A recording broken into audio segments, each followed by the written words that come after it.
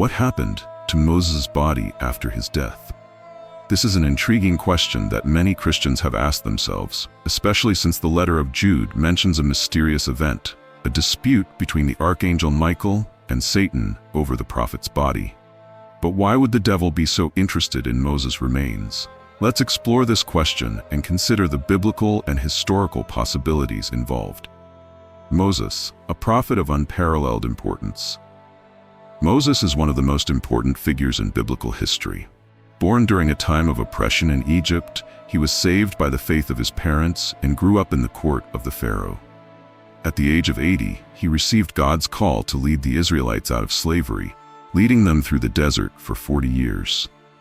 Under his leadership, the people witnessed extraordinary miracles: the 10 plagues, the parting of the Red Sea, and manna in the desert. He also received the tablets of the law on Mount Sinai, sealing the covenant between God and Israel. Despite his faithfulness, Moses did not enter the Promised Land due to an episode of disobedience to God.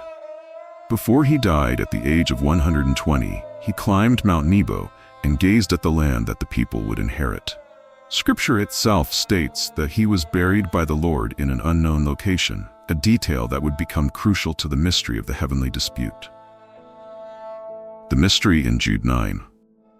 The biblical narrative about Moses seemed closed until, in the New Testament, the book of Jude brought a surprising piece of information.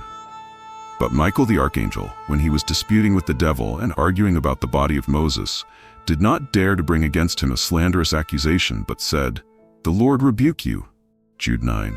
If you are just discovering this discussion, consider subscribing to our channel. This passage raises a series of questions.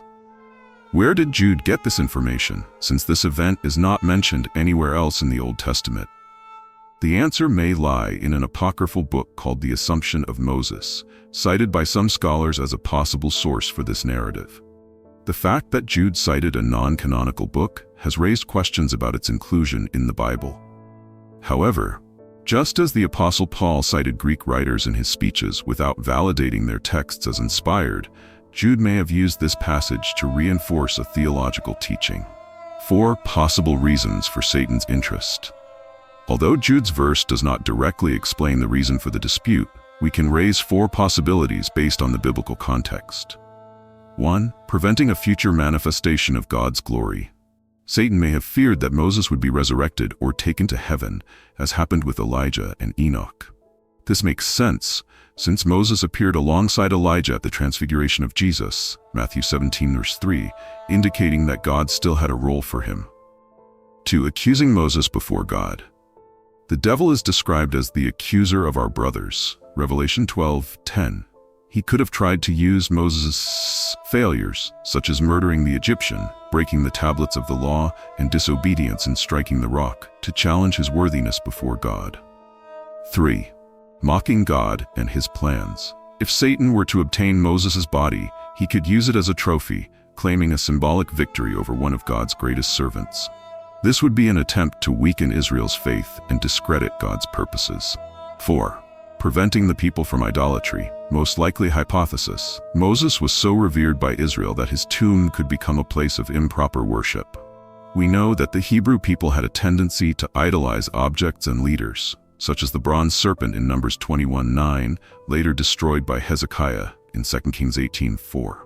To prevent Moses' body from being used in an idolatrous way, God hid it. A mystery solved? The dispute over Moses' body remains one of the fascinating mysteries of the Bible. Although we do not have a definitive answer, it is clear that Satan sought in some way to undermine God's purposes. However, Michael intervened and ensured that divine sovereignty prevailed.